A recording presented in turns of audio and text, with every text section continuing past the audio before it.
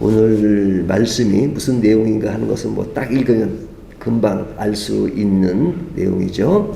예수님 탄생의 내용입니다. 예수님이 태어나신 것은 어디죠? 베들레헴 마구간입니다. 그것도 마구간에서 구유에 누이셨습니다. 6절에 보면 그런 말씀이 나오죠. 왜 구유에 누였느냐? 누울 곳이 그거밖에 없었기 때문에, 다른 것이 이렇게 별로 누울 만한 마땅한 것이 없었습니다. 이 마구간에 낳으신 것은 이제 요셉과 마리아가 호족을 하러 베들레헴으로 간 것이죠. 이 호족은 뭐 우리도 마찬가지지만 자기 고향에 가서 해야 되는 거잖아요. 지금이야 이제 온라인으로 어디 가나 뭐 할 수 있는 것 같은데 뭐 그 당시는 진짜 고향까지 가야 하는 것이죠. 이들이 나사렛에서 살았지만 그들의 고향은 베들레헴이었으니까 그 베들레헴까지 간 겁니다. 근데 이들만 호족을 만들기 위해서 간 것이 아니라 그 당시 인구조사를 위해서 호족을 제도를 만들어 가지고 했던 그 시대니까 뭐 많은 사람들이 이제 그 기간 안에 호족을 하러 가야 되니까 많은 사람들이 몰렸던 것 같습니다. 그러니까 그들이 뭐 그 당시는 교통수단이 뭐 걸어가는 것이 대부분이었으니까 곳에 가서 이제 머물 시간이 필요했는데 여관을 구하는데 이제 마땅한 여관이 없었습니다. 그들이 여관을 선택하는 것이 아니라 사람들이 많았던 모양입니다. 근데 이제 왜 여관과 마구간이 연결되느냐?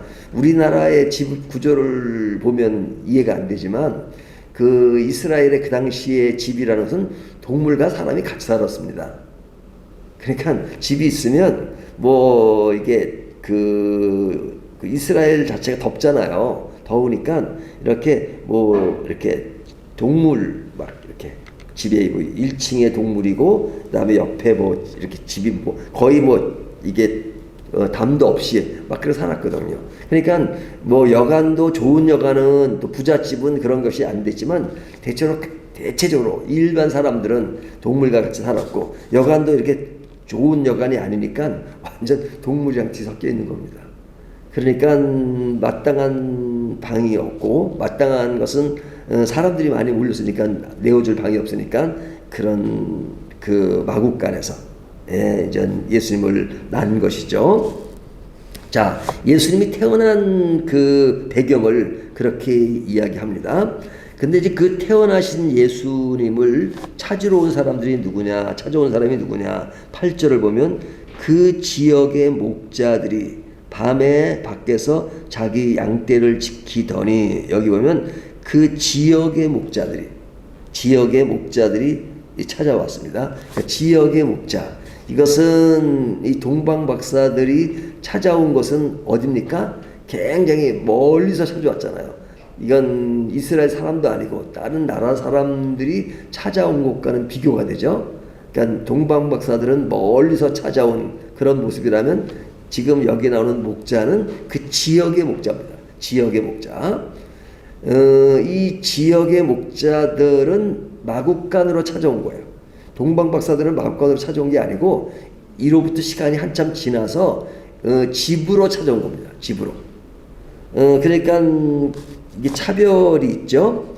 자, 이 목자들이 찾아왔는데 이 목자들은 서민들이죠. 이 서민들이 이전 예수님을 찾아왔을 때 거기에는 마리아가 있었고 그리고 그 마리아에게 자신들이 본 것과 들은 것을 이야기해 줍니다. 16절과 17절을 보면 빨리 가서 마리아와 요셉과 구유에 누인 아기를 찾아서 보고 천사가 자기들에게 이 아기에 대하여 말한 것을 전하니 이 목자들이 지금 본 것 주의 천사가 나타나서 그들에게 보여줬던 것들을 지금 아기 예수에게 찾아가서 그의 어머니 마리아가 있는 곳에 찾아가서 그 이야기를 합니다.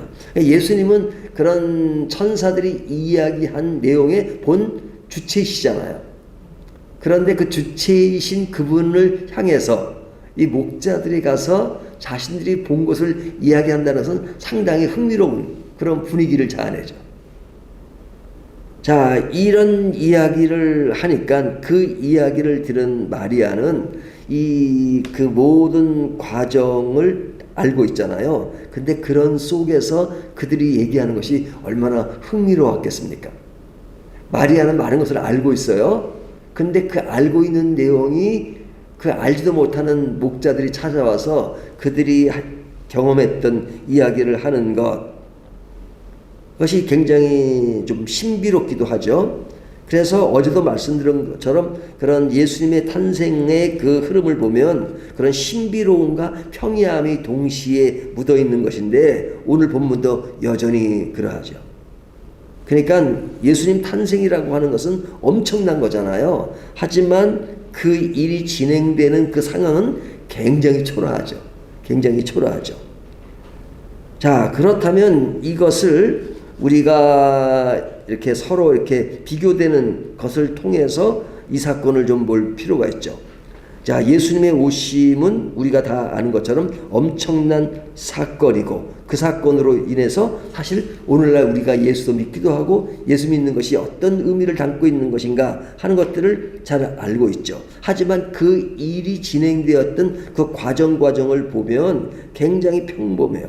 여기 보면 요셉과 마리아에게 일어난 사건이 여기에는 기록되지 않지만 마태복음에 보면 요셉과 마리아의 사건이 기록되어 있습니다. 1장에 보면 그 마가복음 1장에 보면 요셉과 마리아는 정혼한 사이잖아요.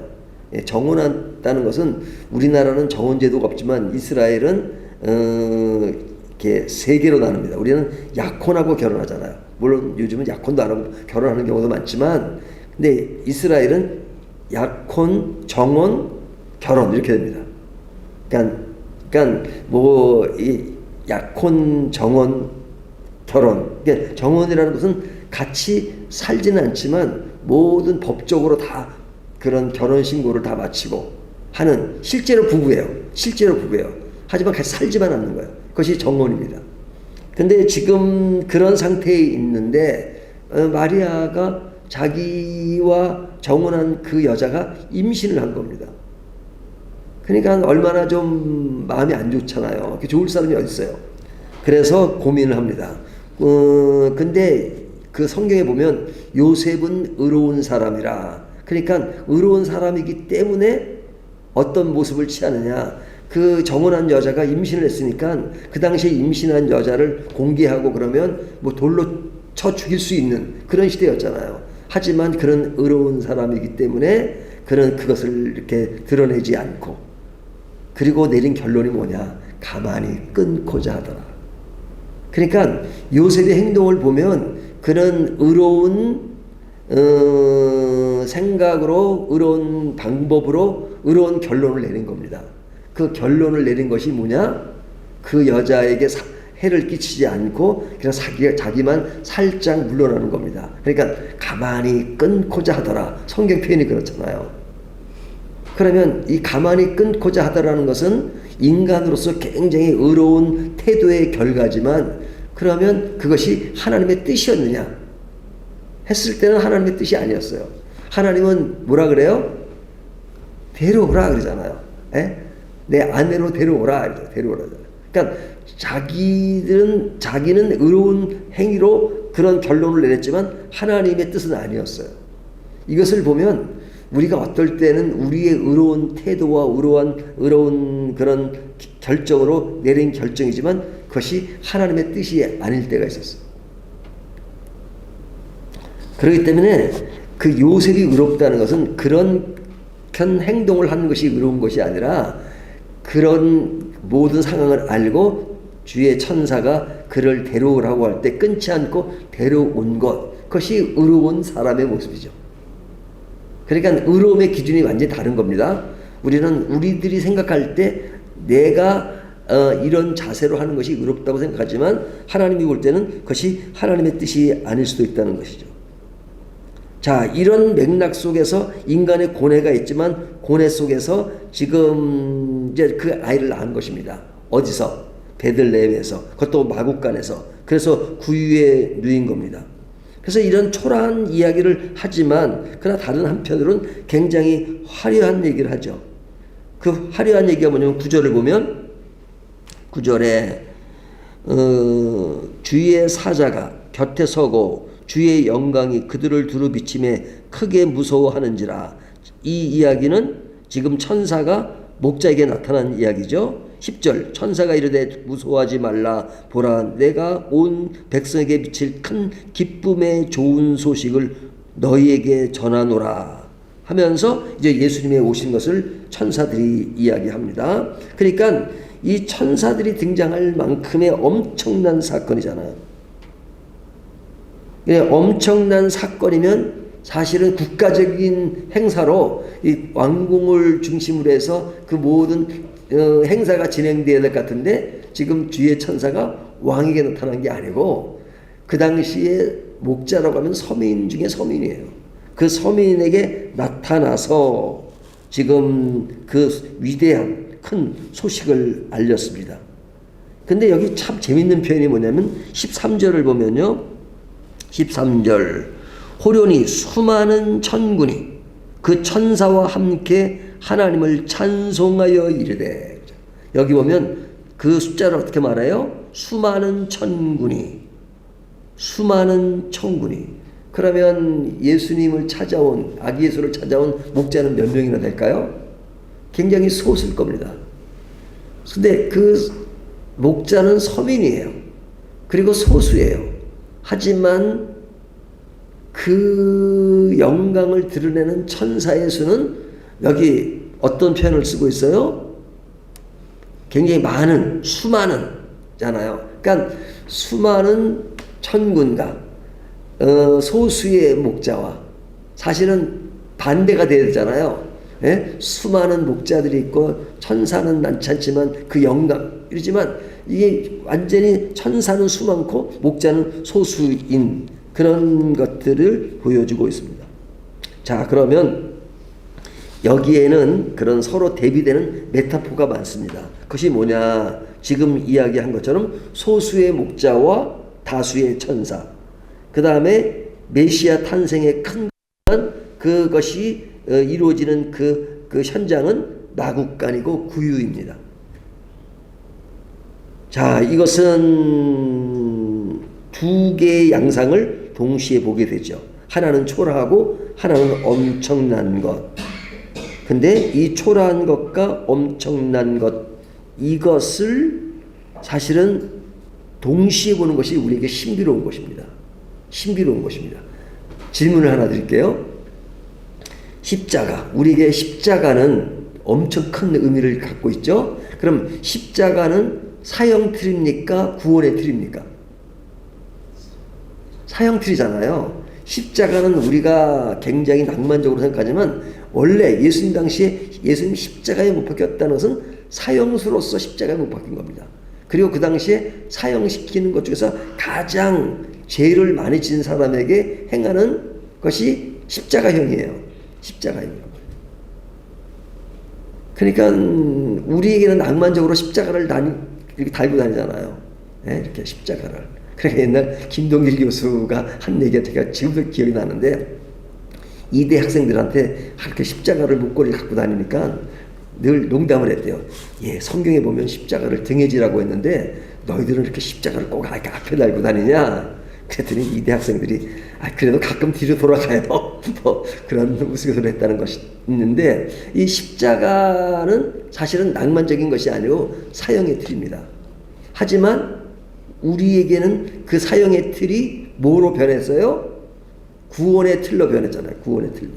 그러니까 그 십자가라는 것은 그냥 하나밖에 없는 겁니다. 하나밖에. 하지만 그것을 보는 시각에 따라서 그것이 사형 틀이 될 수도 있고 구원의 틀이 될 수 있고. 근데 그 당시 사람들은 그것이 사형 틀인데 왜 우리는 구원의 틀로 보죠? 그 사건이 전개되는 그 모든 과정을 알기 때문에, 바로 하나님께서 우리를 구원하기 위해서 예수 그리스도를 이 땅에 보내시고 우리를 위하여 십자가를 지게 하시고, 그것은 우리의 죄를 용서하기 위해서 우리 대신 사형을 당하는 예수님의 그 모든 흐름을 구약 성경을 통해서도 또 계속 이어지는 것을 알고 있잖아요. 그런 의미에서 우리는 그것이 사형틀이 아니고 구원의 틀이라는 것을 믿고 하는 것이죠. 그렇다면 우리가 그렇게 믿기 때문에 그럼 십자가는 사형틀이 아니었냐? 아니죠. 사형틀인 건 사실인 거죠. 그러니까 우리의 어떤 삶의 모습과 신앙의 모습은 이 두 가지 양상이 동시에 존재하는 겁니다. 사형틀이지만 구원의 틀이에요. 하나님의 영광은 너무너무 크지만 그 현장이 이루어지는 그 현장은 초라해요. 초라함과 화려함이 동시에 있어요. 그러면 화려함이 맞는 것이냐, 초라함이 맞는 것이냐, 사형틀이 맞는 것이냐, 아니면 구원틀이 맞는 것이냐, 두 개가 다 맞아요. 두 개가 다 맞아. 근데 우리는 그것을 그런 어떤 시각으로 그것을 보느냐 하는 것이죠.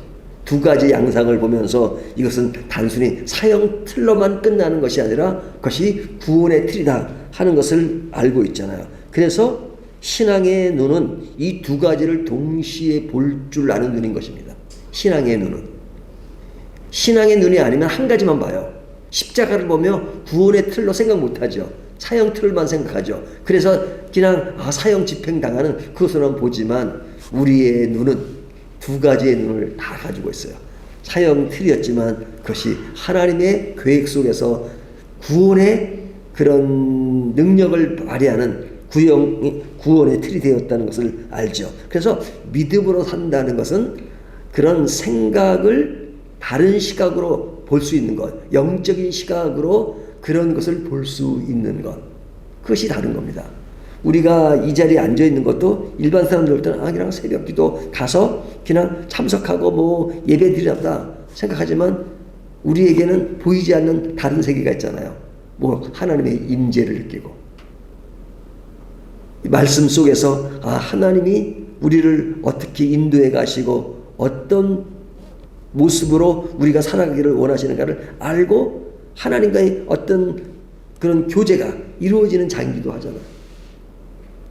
그것이 다른 것이죠. 그 다른 신앙의 눈, 그 신앙의 눈이 어떠해야 되는가 하는 것을 오늘 본문이 우리들에게 굉장히 크게 교훈합니다. 초라함도 있고 화려함도 있지만 이 두 가지의 변화와 양상을 이해하면서 신앙생활은 슬플 때는 슬퍼요. 그 슬픔을 이해하고 인정해요. 하지만 그러면서도 기뻐해요. 그것이 아이러니한 겁니다.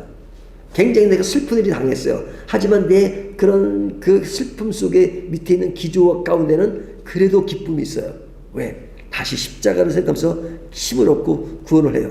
또 기쁘지만 그러나 인생에 어떤 또 슬픈 면이 있는 그런 상태에서 기뻐할 수 있는 것은 바로 그리스도께서 계시기 때문에 안다는 것을 알기 때문에 그 입체적인 것들을 동시에 생각하면서 균형을 맞추고 그리고 이것이 나의 뜻대로 되는 것이 아니라 하나님의 은혜 가운데 이렇게 될 수 있다는 것을 느끼는 것, 그것이 신앙의 묘미예요. 신앙의 묘미. 신앙의 묘미는 신앙의 눈으로 볼 수 있는 것이고 신앙의 눈으로 보고 살아가는 것을 늘 강조하지만 믿음으로 살아간다 이렇게 말하는 것입니다. 오늘도 그 믿음으로 살아가는 저와 여러분이 되시기를 주님의 이름으로 축원합니다.